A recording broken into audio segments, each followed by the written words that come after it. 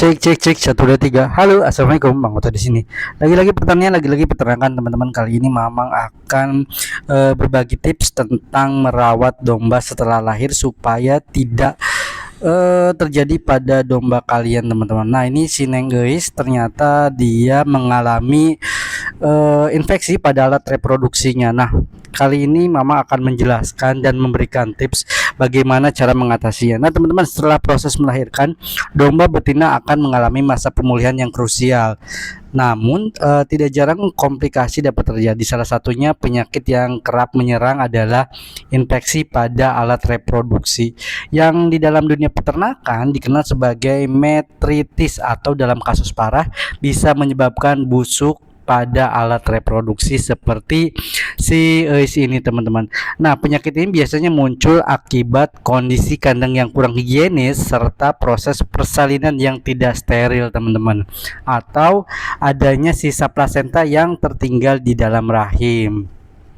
Nah, gejala yang tampak antara lain pembengkakan di area pulpa, terus kemudian keluarnya cairan berbau busuk, hingga penurunan nafsu makan dan aktivitas seperti yang dialami si Neng guys ini, teman-teman.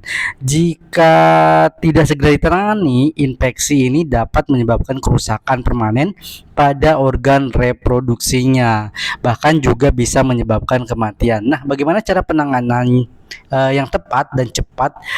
Biasanya dokter hewan akan memberikan antibiotik serta melakukan pembersihan rahim secara internal.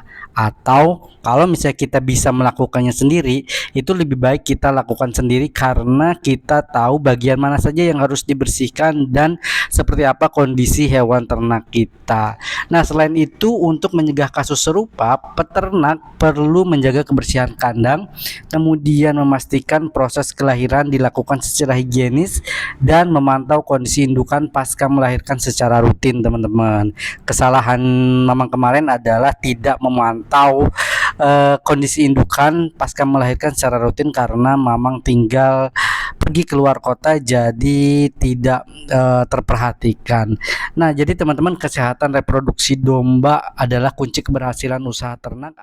Waspada dan peduli bisa menyelamatkan nyawa hewan ternak kita. Nah, sekian dari Mang Otoy. Wassalamualaikum warahmatullahi wabarakatuh.